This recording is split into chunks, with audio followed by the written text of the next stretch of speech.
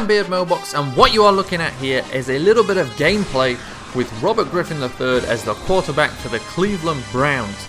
And I actually upped his stats here. I upped his passing accuracy, I upped his speed, acceleration, and the guy was still feeling sluggish, missed a lot of throws, so I don't know if Madden's got something out for him or not, but he wasn't playing very well.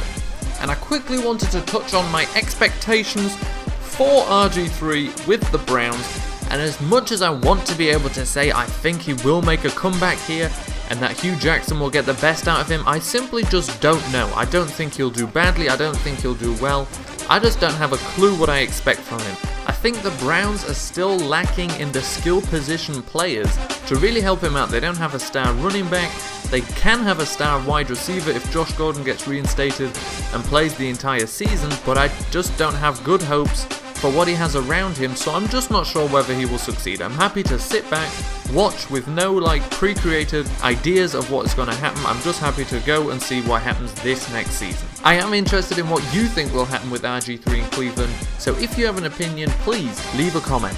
Anyway, that is part 1 of this video. Part 2, the main part, is discussing and explaining the 9 new rule changes for the 2016 season. Now, some of these rules, even the bigger ones, won't affect Madden because it doesn't affect what Madden does within its game mechanics, but some of them will affect it in a lot of ways. So, the number 1 rule, the big one, any player flagged for 2 specific unsportsmanlike conduct fouls in a game will be automatically ejected.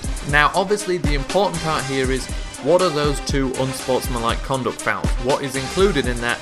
And here is the list of that. Number 1, throwing a punch or a forearm or kicking at an opponent even though no contact is made.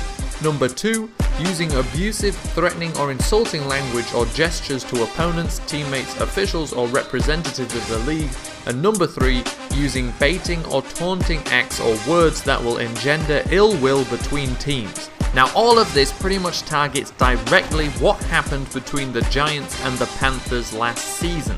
And there's another little part of this rule that kind of makes that even more obvious. There's another section here with further description of the rule, and that says that any foul that occurs during the pre-game warm-up period will carry over into the game. Now, obviously that goes back to what happened with the Panthers and that baseball bat that they have, and shows that this entire rule change pretty much comes back to that one game. Now, the next rule will definitely appear in Madden, and this changes the spot of the snap after a touchback to the 25-yard line. Now, this of course is supposed to stop runbacks and stop injuries in kick returns and persuade players to take a knee in the end zone rather than bringing it out, but what I actually think the end result will be is just kickers kicking the ball a lot shorter and trying to pin players within that 25-yard area. The next rule is another pretty big change, and it abolishes any and all chop style blocks. That means a lineman can't drop to the knees of a defender to try and block him.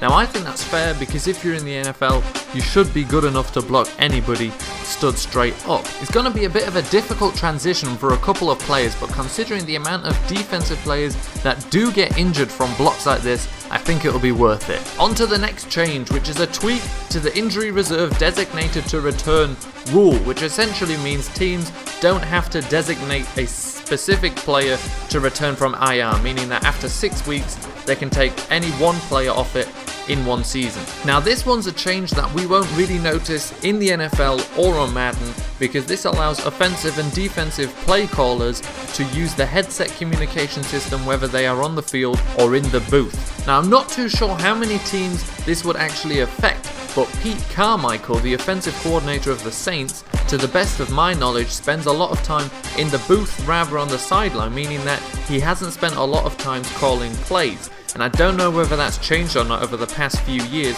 but certainly in the past he didn't really used to call the plays, and this is something he could do now without having to leave the booth. This next rule change is just a variation of the horse collar tackle explanation, and it makes a horse collar tackle now include the area at the nameplate and above, which essentially means pulling the jersey has the same effect as pulling on the pads, and therefore now up there that's also a horse collar. This next one is a little change, but I guess it makes sense, and a team now will be flagged for delay of game if they attempt to call a timeout when they are not allowed to, and I guess that makes sense. I don't know if I've ever seen that actually be a problem in the game, but clearly it was worth making the rule change, and I don't mind that it's been changed. Now, this next rule I'm not too sure about. The NFL has eliminated the 5-yard penalty for an ineligible receiver illegally touching a forward pass after being out of bounds and re-establishing himself in bounds, and makes it a loss of down. Now I feel like a lot of these illegal touches are sometimes accidental, like players don't realise they've just gone out of bounds at the back of the end zone, so it's not malicious, it's not maliciously breaking up a live play as a ineligible player, and because of that, because this will affect people who don't do it maliciously, I feel like it's a bit strict, but I guess it also makes sense. Now here we come to a final rule change which kind of just goes straight over my head.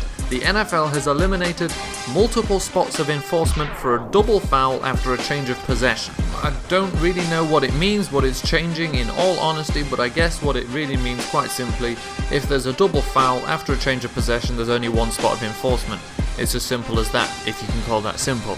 And that does it for all the rules. I hope I did a decent job explaining them. I thought this was a video that was worth it. Like I said, some of these will affect Madden, some of them just won't because it's things that you don't do in Madden, like the unsportsmanlike conduct penalties for arguing and fighting, which obviously doesn't happen in Madden, and the being able to call plays from the booth doesn't affect what you do in Madden, but then some do, like the 25-yard new spot, and of course the ban on chop blocks, as that was a mechanic that was in the game. I hope you enjoyed this video. I just want to say I've got a lot of new subscribers recently, and I'm very thankful for that. It's so much fun watching the subscribers go up, and most of all, I'm happy I'm making content that people do want to watch. A lot of people come because of the 10-year simulation thing, and so look out in the next couple of weeks. I've got some nice new ideas that fit into that series that I do really think you will enjoy. Oh my god, play! Hey, you made it to the end of the video. If you haven't seen the previous video yet, you can do that by clicking here. If you enjoyed this video and want to see more, you can do that by clicking here and subscribing. New videos every Friday and Sunday, and sometimes Wednesdays too.